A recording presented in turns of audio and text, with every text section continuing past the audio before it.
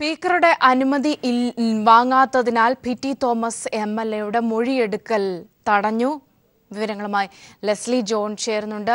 Leslie, വിശദാംശങ്ങൾ.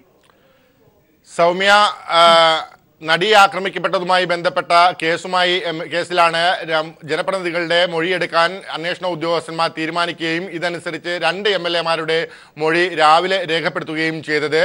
എന്നാൽ സ്പീക്കറുടെ അധികാരപരിധിയുള്ള നിയമസഭാ മന്ദിരം ഉൾപ്പെടുന്ന സ്ഥലങ്ങളിൽ സ്പീക്കറുടെ അനുമതിയില്ലാതെ പോലീസ് ഉദ്യോഗസ്ഥന്മാർ മൊഴിയെടുത്തത് സ്പീക്കറുടെ ഓഫീസ് ഇപ്പോൾ തടഞ്ഞിരിക്കുകയാണ്. അതുകൊണ്ട് തന്നെ പി.ടി. തോമസിന്റെ മൊഴിയെടുക്കൽ ഇന്ന് ഉച്ചയ്ക്ക് ശേഷം ഉണ്ടാകില്ല. 21-ന് വീണ്ടും അദ്ദേഹത്തെ നോട്ടീസ് നൽകിക്കൊണ്ട് അദ്ദേഹത്തിന്റെ മൊഴിയെടുക്കാനാണ് ഇപ്പോൾ അന്വേഷണ സംഘം തീരുമാനിച്ചിരിക്കുന്നത്.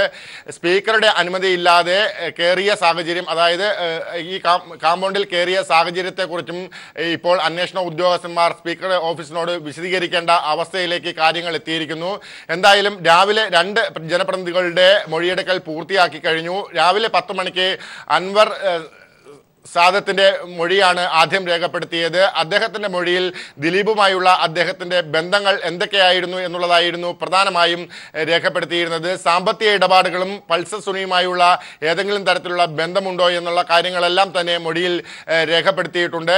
ഇതിനുശേഷമാണ് 11:45 മുകേഷ് എം.എൽ.എയുടെ മൊഴിയെടുക്കൽ നടന്നത്. അദ്ദേഹത്തിൻ്റെ ഡ്രൈവറായി ജോലി ചെയ്തിരുന്ന പൾസർ സുനിയുമായി ബന്ധപ്പെട്ട ചോദ്യങ്ങളായിരുന്നു മുകേഷിനോട് അന്വേഷണ ഉദ്യോഗസ്ഥന്മാർ ആരാഞ്ഞത്. ഏത് സാഹചര്യത്തിലാണ് സുനിൽ തൻ്റെ ഡ്രൈവറായി വന്നത്, ഏത് സാഹചര്യത്തിലാണ് ജോലിയിൽ നിന്നും പുറത്താക്കാൻ കാരണമായത് തുടങ്ങിയ ചോദ്യങ്ങളായിരുന്നു മുകേഷിൽ നിന്നും മൊഴിയായി രേഖപ്പെടുത്തി വാങ്ങിയത്. എന്തായാലും ഉച്ചയ്ക്ക് ശേഷം നടക്കേണ്ടിയിരുന്ന പി.ടി. തോമസിന്റെ മൊഴിയെടുക്കലാണ് ഇപ്പോൾ സ്പീക്കറുടെ ഓഫീസ് ഇടപെട്ട് തടഞ്ഞിരിക്കുന്നത്.